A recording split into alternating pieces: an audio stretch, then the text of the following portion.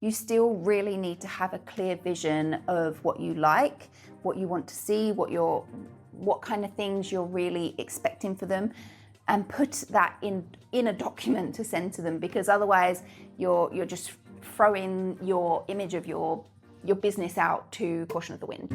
Hey, are you ready to open the next cheer chapter? I'm Allison sat with over 20 years in the cheerleading industry, and somehow I ended up as an author too. I'm here to give it to you straight. No fluff, useful tips, and all the perks from life on the mats and in the books. Whether you're doing the laundry, driving, or just trying to survive, you're in the right place. So grab your coffee or your jug of water and let's turn the next page. All right, we're back to talk about being a cheer program owner and building that as a business. So today we're going to talk about branding your program and how to stand out in the cheer market. So for disclosure, if you are somebody that is seeking professional advice, I suggest you go to a professional. So if you need somebody that's a business mentor or you need somebody that's a financial advisor, please go and find them. I am purely giving this information on my experiences of what I've learned and mistakes I've made over the 20 plus years of being in this cheerleading world. Anyway, with that over, we will get started. So I hope you watched the previous episode that was about a checklist of things to consider before opening and or starting your cheer program or gym, because there's a lot of things in that video that will really help with what I'm talking about here, because this is what comes next. Now, with branding your program, we spoke previously about your demographic and knowing your market and your location. So knowing your audience and what you are going to offer is super important. So if you are offering an elite program, you're running a full gym program, right? What are those customers wanting? What would they want to see when they look for you? So what are you going to have on your website? What kind of graphics will they be expecting? What kind of wording? What are they looking for? Now, this goes the same for if you were doing a program that is recreational, or if you were doing school, or so on and so forth. Are you doing beginners? All those things. What wording are those probably parents, depending on the age group that you're marketing to, or if they are teenagers and up, what are they looking for? Really knowing your audience is super important. Now, the next thing is looking at what makes you different, as I said before. So what makes you different that you'll stand out to parents? Because at the end of the day, regardless as if there's not even cheer around in that area, you are still competing against other sports and activities for that age group. So what are you offering that's going to make you different? What is your unique value? Like, what are you offering? Why would I come to your program and do cheer with you versus somebody else? Why would I come to you and do cheer versus going and doing swimming lessons? Why would I come to you and do cheer versus going and playing netball? Okay, so thinking about really what is going to make your gym and your program stand out. Now, once you know those couple of things, like who your audience is, what's going to be different about you, thinking of your visual identity is going to be a lot easier, because you'll have that idea and that vibe and that feel of like knowing what they want, so you know how you're going to structure the look of it. So you need to think about what kind of logo are you going to have, what's your color palette going to be, what's the signage, taglines, website, those kind of things. What's the vibe of it going to be?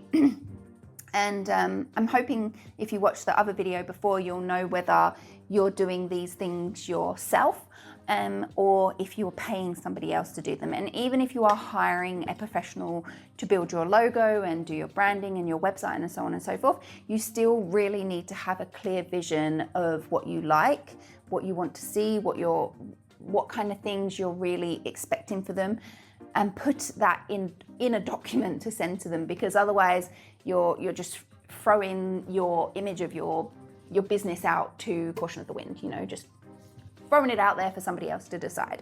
So thinking about your logo and your color palettes and things, what kind of, like, are you going to have a theme? Are you going to have a theme for your program? And then if you're going to have a theme, what is that theme in relation to? So where I owned a program previously, we lived in a mining town. So the whole theme of the gym was everything to do with mining and gold mining. Everything from the way the logo looked to the way the gym looked, the colors, the team names, the name of the gym, as in the actual gym itself was called the Vault, as in, like a vault, as in like a safe. Everything was themed to that. The one that I run and operate now, now I live on the coast. So living right by the ocean, everything about the whole business is ocean themed.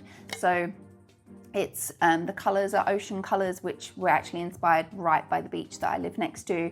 And all of the team names and stuff and so on and so forth are all like coast themed. So are you going to have a theme? Is your logo going to be like an icon or a picture? Or is it going to be like a name, letters, that kind of thing? And then thinking about your tagline, like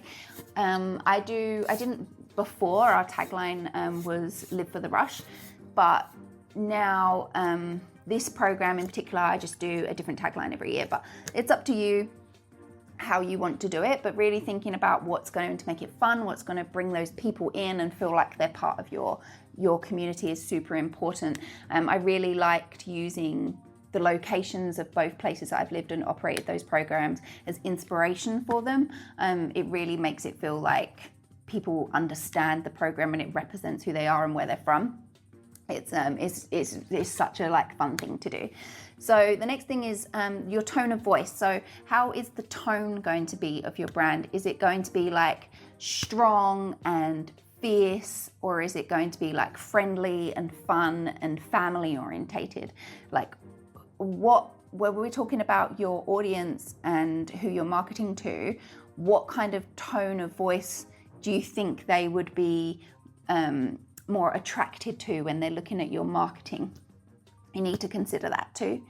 The next thing after that would be social media, because building your brand and your colors and your logo and your tone and your taglines and all those things is obviously going to lead onto your advertising, right? And how people find you. So are you going to have this website, or are you just going to do Facebook, or are you going to do Instagram? Are you going to put your business on Google Maps? All of those things are really going to help come together to really showcase your business. So you want to make sure that with your brand, your logos, your photos, your wording, your hashtags are all consistent across all platforms. Now, something that people tend to do is change like their headers for the year. So I've just changed ours over to Tumbling with the Tides, because that's what it is for next year. So swapping things over per year, per season, just giving it a bit of a refresh and checking through things is really good as you go down the line. But just making sure that you haven't got fonts on your website, but then you use different fonts in your advertising on like social media. Obviously you can use different fonts for different things, right? Like if you're doing like an event or a workshop or something like that, and you wanted to give it more of a vibe of like schools or something, whatever it is, that's fine.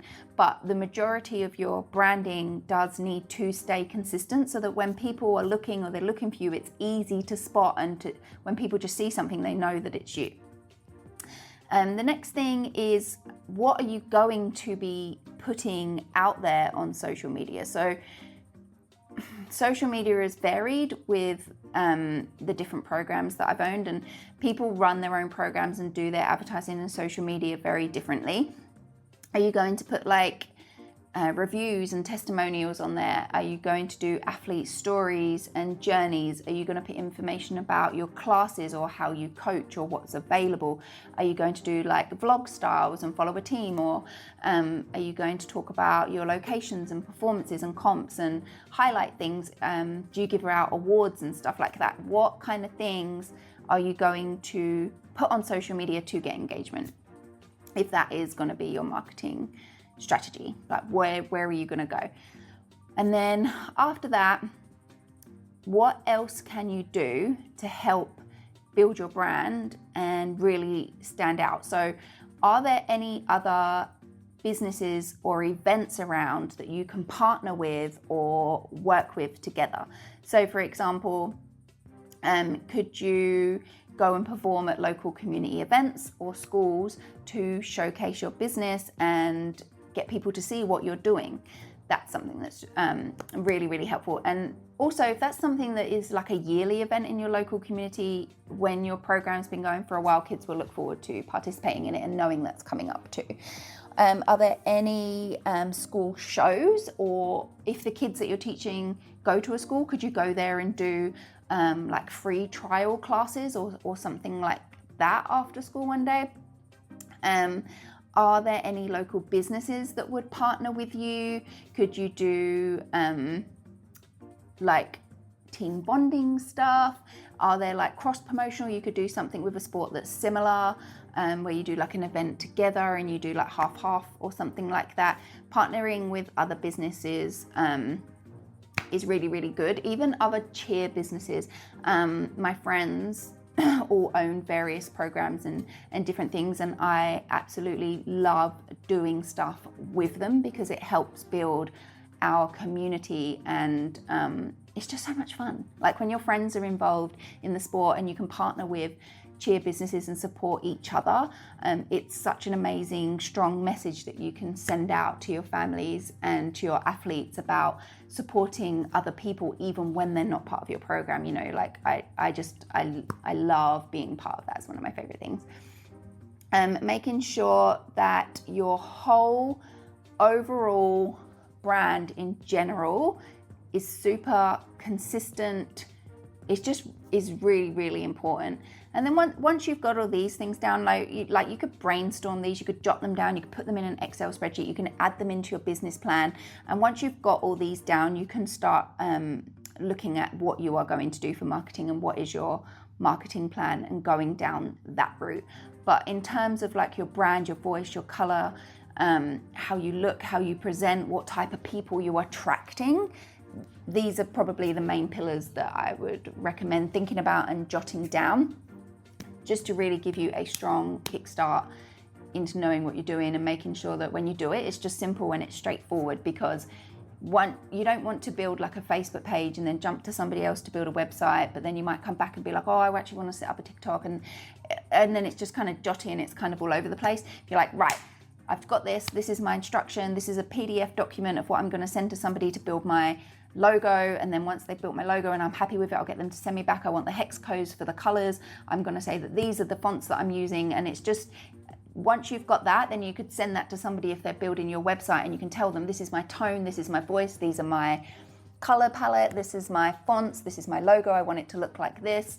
And then from there you can go on and then build your social media and put yourself on Google Maps and do all of those things with it being super consistent, and building your info pack as well and making that super fun and look the same will really help you stand out and give you a good, strong start. Again, I hope that was helpful for somebody. I hope there was just at least one helpful tip in there for you. Thank you so much for watching, and I will look forward to seeing you again in the next cheer chapter. See ya! Thanks for sticking with me until the end of this chapter. I hope you found something useful, or at the very least cracked a smile. If you want some more, dive into more episodes, grab one of my books or a freebie at thecheerleaderbookclub.com. Hit me up on socials at the Cheerleader Book Club, and if you have a wild topic you want to hear my take on, send it over. No, really, thank you so much for listening. I really appreciate you. And on that note, I will look forward to seeing you in the next cheer chapter.